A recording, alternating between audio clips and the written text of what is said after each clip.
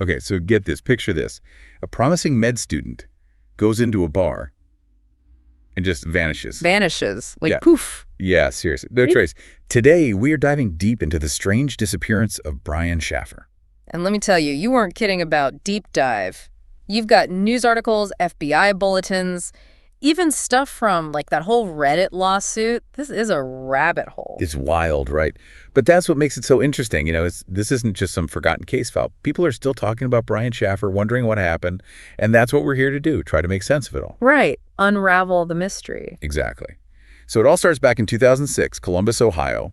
Brian, a 27-year-old medical student at OSU, is celebrating. Finals are over. Spring break is here. I remember those days. The sweet taste of freedom. The best, right? Mm-hmm. So what does any normal person do in that situation? Brian heads out for a night on the town with his friend, Clint Florence. Typical Saturday night, right? Exactly. Just a couple of buddies blowing off some steam. They hit a few bars, standard bar crawl stuff, having a few drinks, taking shots, the usual. They meet up with another friend later on, Meredith Reed, and keep the party going. Okay, so still pretty standard stuff. Sounds like a typical night out. When does the mystery kick in? Well, that's the thing. Their last stop of the night is this place called the Ugly Tuna Saloona. Now, this bar, it was in kind of a rough area back then, A lot of petty crime around the South Campus Gateway complex. Ah, I see. So not exactly the safest part of town. No, not really. And because of that, the Ugly Tuna, they were pretty on top of their security. They had cameras everywhere, inside, outside, the whole 9 yards. Smart move for a bar in that area. So they've got cameras. Should be easy to figure out what happened, right? You'd think so, wouldn't you? But that's where it gets weird.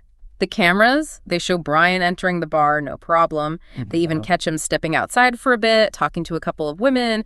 And then, well, he seems to go back inside. Seems to. Yeah, because even though he's on camera going back in, there's no footage of him ever leaving. Wait, is it possible he, slipped out quickly while the cameras were pointing the other way? I mean, it's got to be crazy busy around closing time, right? That's what they thought at first, too. But here's the thing. Investigators went over hours of footage, frame by frame. Everyone else who went into that bar that night, they're all seen leaving. Except Brian.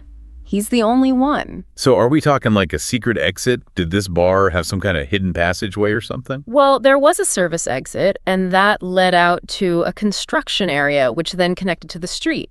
But it wasn't exactly an easy escape route. It was a construction site, all kinds of materials and equipment lying around. A real maze. So even if he did leave that way, I mean, he'd been drinking, couldn't he have had some kind of accident? Didn't they think maybe he fell in the river? They did. They searched the Olentangy River pretty extensively, actually, based on a tip from a psychic, believe it or not. A psychic? Wow. You got to feel for the family, clutching at straws. I can't imagine the desperation. Oh, no, it's heartbreaking. And tragically, Brian's dad, Randy, his story just adds another layer of sadness to this whole thing. What happened? 2 years after Brian vanished, Randy died in this freak accident. A windstorm, a falling tree limb, gone just like that. Oh, wow. No answers, nothing. Just gone. And it gets worse. When Randy's obituary was posted online, someone claiming to be Brian left a message, said he was writing from the U.S. Virgin Islands. Are you kidding me? Talk about cruel.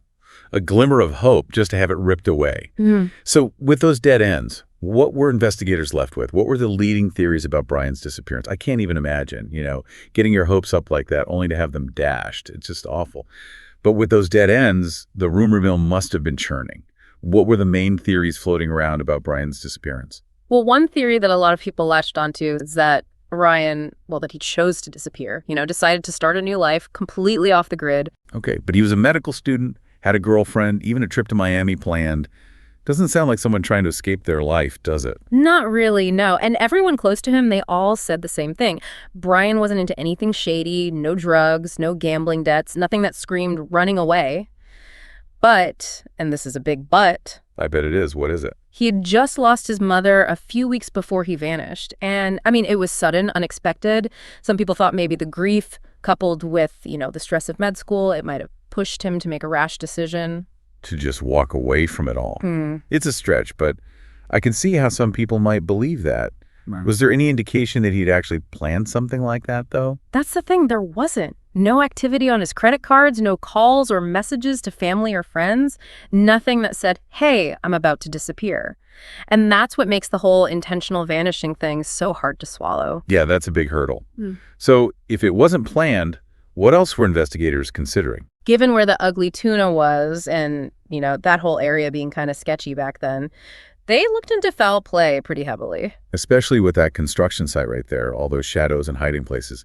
Did they ever find anything that pointed to that? No, nothing concrete. There were no signs of a struggle at the bar, no evidence that he was taken against his will, nothing like that. But there was one weird detail that kind of stuck with people. What's that? Brian's friend, Clint Florence, the one he was with that night, he refused to take a polygraph test. Oh, wow. Yeah, that raises some eyebrows for sure. Did he ever say why? His lawyer said he'd already cooperated with the police, told them everything he knew, and a polygraph wasn't necessary. But if you're innocent, wouldn't you jump at the chance to clear your name?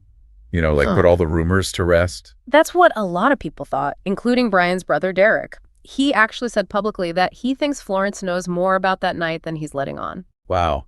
So we've got possible accidental death or suicide seemingly ruled out, voluntary disappearance looking shaky, and then there's this whole question mark hanging over Clint Florence. Plus, you mentioned earlier that there was a Reddit lawsuit tied into all of this. How does that fit into this whole tangled mess? Oh, yeah. That's a whole other layer to this. This is where, the online world collides with a real-life tragedy. You see, in the years since Brian disappeared, online communities, especially on Reddit, they got really invested in trying to figure out what happened. Which makes sense, right? These kinds of mysteries, they capture people's imaginations. It's like a real-life puzzle. Everyone wants to be the one to crack the case. Totally. But that whole online detective thing, it can have a downside. Yeah. There was this one Reddit user, totally anonymous, who started accusing these two brothers from Ohio of being involved in Brian's disappearance. And not just Brian's, but other murders and disappearances, too. Wait, accusing specific people publicly with no evidence? Yep. And it went on for a while. This user, they dug up all sorts of personal details about these brothers, photos, where they worked, even claimed to have inside information about the cases. It got so bad that the brothers ended up suing for defamation. And what was the connection between these brothers and Brian's case? As far as anyone can tell, there wasn't one. So just completely random, baseless accusations. Seems like it, which is, I don't know, it's a scary thought. It shows how, in cases like this with so many unanswered questions, things can get out of hand online. And real people can get hurt. It's easy to forget sometimes that behind every unsolved case, there are real families, real people whose lives have been shattered. What happened to those brothers? Did their lawsuit go anywhere? It's scary to think about how easily someone's life can be turned upside down by something like that. Online accusations, they can be so damaging.